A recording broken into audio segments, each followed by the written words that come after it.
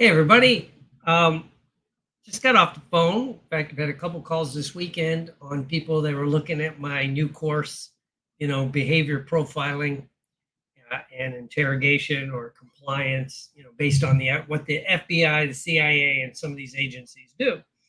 And they think it's interesting, but they were like, well, it's kind of interesting. Got several different calls. So I'll give some different examples because it only works. Information's great, but is it useful in the real world? Some of the stuff, whether you're in psychology or sales or management or whatever, there's a difference between, it'll work in practice, and in practice, it really works, right? So I'm only going to teach stuff that really works. So the first person was asking about it, and they go, well, like, how can I use it? And they were, we were talking about, in sales scenarios. And I go, well, some of the stuff that I'll be teaching goes to, some of the stuff they found. Well, so then the question becomes, where did the FBI and the CIA and the NSA and all these places get all this information? Well, first of all, they can, compile all kinds of data, right? But they're always looking for what really works, right? And usually when it's the stuff that they do that doesn't work, it's when they take it away from the people that know how to do it, that are really doing it, and they give it to the people in theory, right? The worst case, I hate to talk about it, but when the war started in the Mideast, and certain agencies were doing enhanced interrogations, all the experts from psychology, but even those in the FBI, the people that have the Defense Department says, that kind of coercion is not going to get compliance. They're going to say whatever they can to stop the pain, to stop the isolation, to get some sleep, right? But when you have people that say this will work in theory, and I heard worst case these people arguing, you're like, and then they'll dismiss evidence to the contrary. I still remember at the height of that, they were doing that thing, and they asked John McCain, who was a POW and used, we call it torture. They just used a fancy word, enhanced interrogation. He said it's not going to work. They're going to tell you things that are probably not true. They'll say anything. But anyway, so what works in the real world?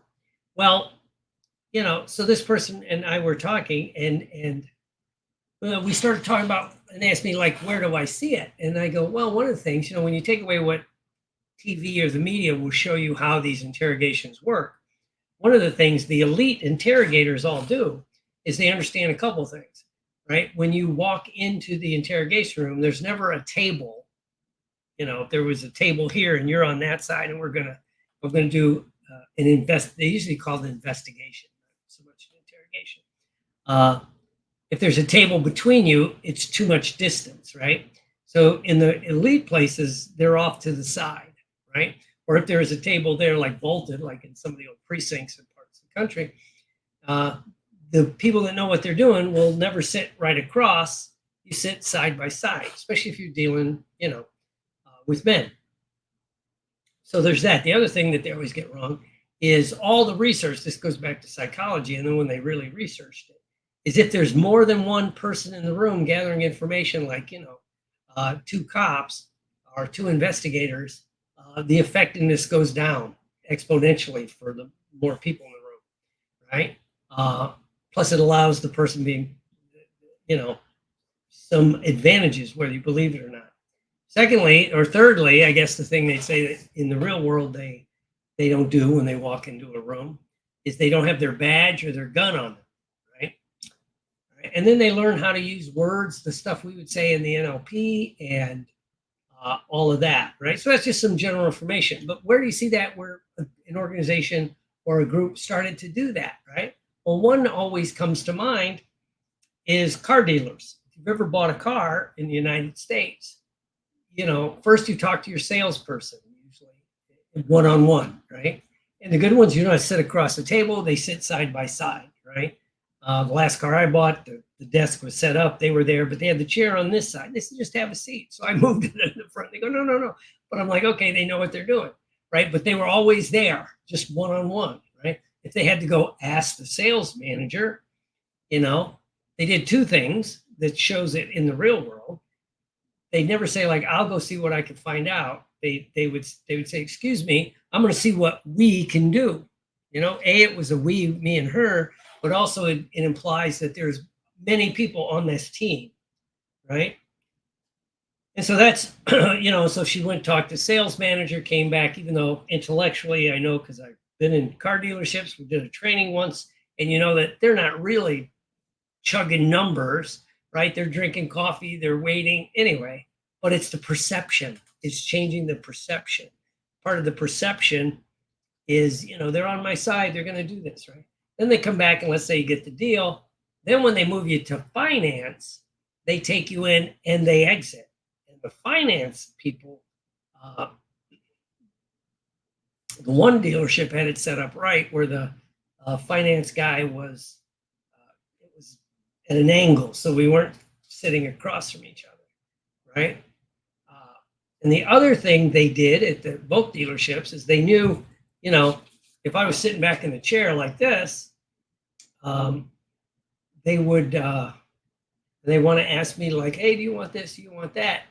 The guy wouldn't ask if I was leaning back, right? Because you're going to get less agreement or compliance. He'd put something on the table in front of me, so I'd have to lean in to read it. He was sitting there, right? Well, what happens when you lean forward? That's a physiological, neurological trigger for like interest. So I was looking at it like, you know, oh, I'm sure don't you want this, whatever it was, you know, no, but they go, well, just look at it, because he wanted me to lean forward. So part of me is going, ooh, kudos, he's doing it right. Right. So they did all those kind of things right, you know, one-on-one interaction, a lot of use of team words, you know, their team, and that, you know, stuff like that. So that's some real world things, right? Because, and then this person and I were talking about, like, you ever get one of those emails and or let's say an infomercial, right? That even though part of you goes, it's bullshit, you want to buy it. Well, what happens, the first thing they have to do is they do something to change your perception, right? So you're sitting there and you're fine. All commercials will do this, right? And they'll go, hungry, and then they'll show some delicious food. Well, that's changing your perception. You're sitting there fine. You know, you're not hungry. Now your you know, it shifts your perception. Boom, hungry, which shifts my awareness, which shifts your attention. You know, I call it the 4 A's: awareness, attention, your associates, and your actions, right? Well, it shifts your awareness, you know, like, ooh, maybe I am hungry, you know? And then you start thinking about what would be good to eat. Maybe you do the, you know, the awareness goes to attention. So you're thinking about what's in the refrigerator. Do I have ice cream? Do I have this? Do I have that? You know, of course, they're trying to get you to go buy something. And so then they'll change the context, right? The perception and context. One of the best commercials they ever did that used that thing was fourth meal, when Taco Bell was doing the fourth meal, like most of us could use. You don't need 3 meals, let alone 4 meals. But they gave the perception of it's late, you want to eat, and then the perception of there's no place to eat. Yes, there is. You can go home and cook. You could do this other stuff. But it changed the context of it's hungry and you deserve to eat. That's changing the context, right? And they're always driving, right? And then it opens up the ability to get permission, the permission to go buy the tacos or the burrito or whatever it is you're going to do, right? And the other day, I should have saved it. I had a really good email started that way. You know, the headline or the beginning kind of change your perception, right? So your awareness shifts, changes your attention, right? Then it gave a different context. It was a different context than I expected, right? And we've seen a lot in our coaching, NLP, hypnosis world, even the sales world. It's like, I don't market anymore. You know, I get all the clients I want. It's changing the context and the perception, right? And it gives you, you know, they try to lead you into a situation where it would be permissible for you to take that action. So there's some like sales examples, right? And so, you know, so you have to begin to realize all of this is basically, you know, how your brain's working. it's kind of the stuff I'll be teaching in the behavior profiling and interrogation compliance course, right? Because whether you're in, that person I was talking to was in sales, talked to a therapist, same thing. Another person was an educator. I said, well, at some level, you're always gathering information, if you want to call it an investigation, trying to figure out what's going on. So a client comes in, you're a therapist, you're a change agent, what is their issue? What do they really want to change? How bad do you want to change it? Can you spot the inconsistencies of, do they really want to change? Things like, their blink rate will increase. They'll purse their lips. I was talking to another person, they were a real estate agent. They go, oh yeah, someone else, he goes, they mentioned that, like, they're looking at a house, and of course they might say, how are you going to play for? I'm gonna get a mortgage. Okay, is your credit good? And they go, yeah, right. And if they stay open, their blink rate doesn't change. It's also why actors a lot of times don't blink. Yeah, okay, well, it means they probably know their credit, and it's probably pretty good.